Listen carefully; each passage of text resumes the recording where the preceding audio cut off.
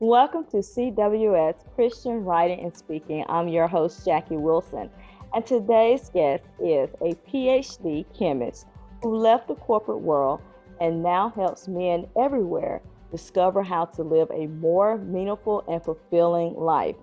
Certified through the Life Coach School, he combines cutting edge science and coaching expertise with the time honored teachings of the faith. He is married with 6 kids and lives in rural northern Idaho. Let's welcome to the CWS stage Dr. Michael Jaquith. Here we go. Thank you so much, Jackie. It's such a pleasure to be here. I'm Yes. really looking forward to our conversation.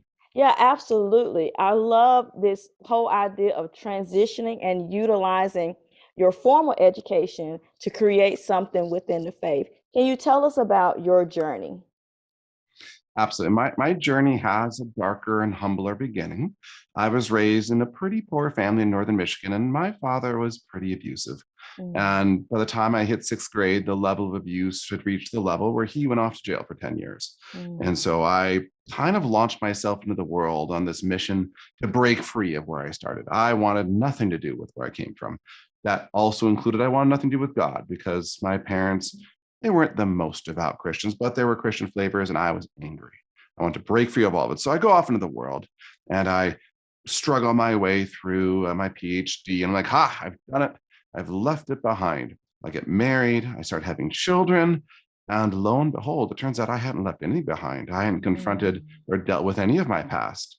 And all that was still living there and started coming out. And I remember I'm at church one day, and my 1 year at the time was throwing this huge tantrum. And I looked at myself and I realized I was filled with anger. And I'm like, oh my goodness, this is what my dad did. And I said, pause. And I felt this chill go down. I'm like, I'm not going to go down this path. This will not be who I become. And so God really stepped in a powerful way into my life in a lot of ways. First, my conversion story, which we'll have to save for a different episode. But in this moment, he sent a man by the name of Ben. And Ben was a bold man. He came up to me after church the next day and he said, I know this is none of my business, but I just wanted to offer this to you. Here's a little flash drive with a bunch of audio talks that helped me. And if you ever need to talk, here's my card. Give me a call. We can just talk. I remember I was you a few years ago. Super bold. And he just said that. He walked off. And it took me a little while, but I said, okay. And so that started my second journey in life. And I'm very blessed that I have a very supporting and loving wife who stuck with me as I kind of rediscovered all that had happened inside me. And some of that involved therapy, but a lot of that therapy only gets you so far. And then you've got to decide what kind of life do you want to forge? And about this time, as I'm just devouring every self help book I can find, I discover life coaching. And at first glance, I'm kind of like, oh, life coaching. That sounds kind of new age and hokey. Like, I think I'm doing an okay job staying alive. Yep, my pulse is still good. Don't need a life coach, right? I'm sure people can relate to that idea. And what I discovered, though, was this idea that this may be a shocker to you, Jackie, but I wasn't the first guy who struggled with anger. And I wasn't the first guy who ever struggled with issues of how I look at myself and who I am and my identity, especially my identity in the Lord. And it turns out other people have been there and they were willing to walk next to me. And I found some phenomenal men who walked next to me in my journey in various capacities, both in the corporate sense, in the marriage and home, that allowed me to become the man that I am standing before you now, obviously with a great deal of grace. I want to never, ever underestimate the power of the divine physician in our lives. And so I felt this call. Like I had at this point in time, a very secure corporate job, golden handcuffs, nice income, all the worldly metrics that say, yep, you've made it as a guy. I had them all, right? And then God comes along knocking the door and he says, Michael, I think it's time for you to leave this and go become an entrepreneur. And I said, whoop, this piece of mail was sent to the wrong address, God. This one wasn't for me. See, I've got it, mate. I did it. I'm good. And God came in a second time and a third time. And then he got out the 2x4, started aiming for me. He knows what he's working with me. And so, sure enough, with my wife's support, I took the leap. We've left the corporate world behind to become a full-time life coach. Both my wife and I are life coaches. I specialize working with men. She specializes in working with women. And I have to tell you, Jackie, and I'm sure you understand, this is like the best job of all time. Like there's nothing better than now it's my turn to be the guide for what was once me, confused, angry, unsure, knowing something's wrong, can't fix it, stuck. And all of a sudden, oh my goodness, maybe I can be a good dude after all. Wow. And so you made this transition from being in a corporate world to being an entrepreneur. You became this life coach. What has it done for your life? How did it change you? And then tell us, how is it changing other people's lives? Two excellent questions. And I think the first thing I have to mention, so my wife and I have 6 children. I left the corporate world while she was 8 months pregnant with our fourth. Hmm. And if you want to talk about when God says, you should go to Nineveh, Nineveh looks dangerous from here, Lord. I don't know if I like the road there to Nineveh. And that was me there because I've built this confidence, this trust in myself that I provide. And God came in and just pulled all of that out for me. And He has really deepened my faith in Him, my ability to trust Him. Obviously, speaking as an entrepreneur, there are days that you're like, the bills are here and the payments aren't. And I don't know what to do. Lord, this is your business. You decide. But that deepening of trust and faith has really given me a peace that, golly, it's a painful path, but boy, is that piece so valuable. In terms of what I can help other guys do, I'd say the most common, there's a lot of things that guys come to me with. A lot of guys I work with are addicted to pornography and deeply stuck in shame about it. A lot of guys are really upset with how much anger they unleash at with their wives and their children. They know it's wrong. They know it's not godly, and they don't know what to do because it just feels like that's them. But deep down with all of these guys, we dig down and it takes courage. And we find inside their heart is this wounded little boy. And trust me, brother, if you're listening, you're saying, Michael, I don't like this girly language. I understand. I used to be there too. But deep down, there's this wounded little boy that doesn't know what to do, that doesn't know how to be a man. Heavens, most of the time, he doesn't even know what a man is. And how should he? Point to me in our culture a good example of healthy masculinity. Like we've got Homer Simpsons and we've got Lust Machine, we've got Arnold Schwarzenegger. But what's a good, healthy role model for a guy to say, yeah, that's what I want to be? It's really, really hard. Now, I want to be clear. I'm not trying to in any way minimize the challenges of women. I, of course, understand the devil is the ruler of the world. And as such, he's got the vice cranking on us all. But when I speak to men, and I speak specifically about men's problems, I see in them this inability to know, what am I supposed to be? How do I stand tall with confidence, not in my own power, but in God and how God has created me and confidence in Him? Does that make sense? Yeah, it absolutely makes sense. Yeah, I definitely think men are under a lot of pressure to meet the standards of this world. And the question is, how do you come out of that? And like you said, have that great example that you need to really become the man that God is calling you to become. So how did you start your sessions with people? How did you start leading them to that place? Generally, so one of the things we need to talk about here, and this is going to tie in how I think the faith and life coach combine so well. We have, as a human being, the creative power of God, not to create out of nothing, but to create out of that which already exists. So, like a carpenter, right? He takes a tree, he cuts it, he planes it, he makes a chair. He has created a chair. As every human being, we have creative power in our thoughts, and our thoughts transform our reality around us into alignment with what we're thinking. And what's so interesting about this, though, this is twofold. Number one, it means you're far more powerful to change the world than you think. But number two, those same thoughts are key to what's going on in the deepest desires of your heart. The results that you're achieving in the world are somehow aligned with what you're thinking, what you're believing deep down. And so I start with guys. We go down there, we say, so you're struggling with this thing. Maybe it's alcohol. Why are you drinking? What are you feeling when you're drinking? What are you thinking when you're drinking? What does this say about you on a deeper level? What is this little piece of you deep down that's wounded, scared, angry, doesn't know what to do, that you're numbing with alcohol? It could be any of the vices, right? It doesn't really matter which one it is. We get down deep. And then what I do is we'll find this wound, expose it to our Lord. And there's this great painting. I can't remember the painting, but it's when Jesus is knocking on the door and there's the door handle and the sinner is on the inside. There's only a door handle on the inside. In other words, the sinner has to open the door to let Jesus in.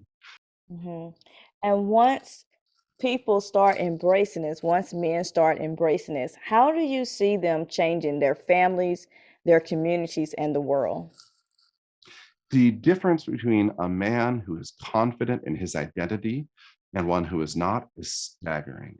My clients consistently tell me that because they are confident in themselves and know who they are and know whose they are, when their wife gets a little bit fluttered, as our lovely wives sometimes do, rather than him overreacting back, he's able to stand confidently and love her, embrace her, say, honey, I see you're getting upset. I love you. I know these feelings are real. I know that God is going to take care of us no matter what. And there's a confidence that's required to do that. Same thing with children. With men, so often when we doubt ourselves, we'll let the first thing pass and the second thing pass and the third thing pass. And when the fourth thing comes around where the kids maybe left their shoes out the fourth time, we're so worked up, we explode.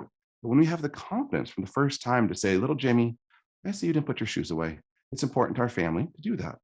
There's this man present all of a sudden, not like an explosive Homer Simpson, but a guy who's able to be there and be a living demonstration of the father. And it's the same thing at work. Like I know so many guys who are so terrified of what their bosses will give them as a performance review that they literally cower under themselves and they aren't authentic and they compromise themselves, maybe not overtly, maybe in little ways, but that transformation again, when they're able to stand up and say, hey, look, this is what is going on here and this is the right thing to do, night and day difference. Their jobs take off, their boss's boss notices them, like, whoa, that guy knows what's going on. I like him. Yeah. And so that's the way you can see the transformation in their family as well as on the job. How are communities changing as a result of this? I'm thinking about a neighborhood of guys who've all gone through this type of transformation. And hopefully, once one person receives this type of transformation, they can pass it on to the others in their community. So, where do you see this going? For people if you have a community or a men's group or a church group of some sort embracing this. Well, let me start kind of at, I think, the high level and talk about our churches for a second. And the truth is, Jackie, right now, the women are doing the heavy lifting when it comes to running our churches. Like I've got deep respect. I want to give credit where credit's due. Most of the things that happen in our churches, not all, but most of them, are because women step up and get the job done. And a lot of guys just coast. And what I'm seeing is as guys become confident in themselves, understand, are able to love themselves, is really what it does, to love themselves as Christ loves them, then that gives them permission to start to take action in their community. Now, it's going to be slow. We have to recognize that there's a lot of negative views regarding if a man isn't very careful. There's a lot of negative things that people will say about a man who's trying to step in and be authentically masculine, right? But I really have seen a few guys that I've worked with say, look, and I talked to the pastor that I've talked to different groups. I'm going to see what I can't do to help out a little bit here. And you're absolutely right as well. This can spread man to man. We read that, as iron sharpens iron, I think is one Bible verse that so many people misunderstand. And iron isn't sharpened against iron through casual interaction. You don't sharpen the iron by talking about sports. If you visualize in your head, right, if you really want to take these two pieces of iron, sharpen them, it's incredibly hot. There's friction, there's grinding. Like it's a painful process. If I'm that piece of iron, I'm like, ooh, I don't like this piece being rubbed off. It hurts. And a lot of guys are afraid of that process. But for someone who's gone through it and sees, oh my goodness, I'm sharp now. This is awesome. Maybe he's willing to kind of start that process in a real conversation. Some of my friends, we go camping a lot here. We're so blessed with that. We'll oftentimes say, I'd rather sit around a campfire with you, Michael, than go to, whatever other thing else, or because we just dive into real conversation. How's your marriage going? How are you loving your wife right now? Where do you need to love your wife better? How are you being as a father? Let's talk about this kiddo. It looks like you're worried about how this kiddo's interactions are going with you. And these real conversations spread the idea that men can support men in a healthy way. Yeah, it gives them the space to be vulnerable because Right. nobody wants to appear to be weak, especially men. But I think we also have to change our concept about what it is to be strong, what it is to be weak. And I think if you can get past that, if you can get past those pain points, as you said, then you can really start seeing the change that needs to happen, especially if you are a man of faith, a man of God. So tell us what is next for you. Yeah. Well, I'm loving what I'm doing so much. I'm still relatively new to the life coach thing. I've only been here a little over a year now. I have a book that's coming up. I haven't announced it yet, so don't tell anybody. But it's going to be looking at how our temperaments and what the way that God gives us to view the world affect our relationships. And what's interesting is this will be one of the first temperaments books that really tries to pull in the biblical reference, the biblical narrative, and understand why is it that God would do this thing and give us these different ways of looking at the world? And how does that fit into the story of salvation? So, in addition to that, I'm right now I'm hoping to start speaking as well soon. These are all coming. I already have established this one-on-one coaching program. And I've just launched recently a group coaching program as well that kind of make it more accessible, especially say to a guy who knows what he needs to be doing and just needs a guide to kind of keep nudging him along the path.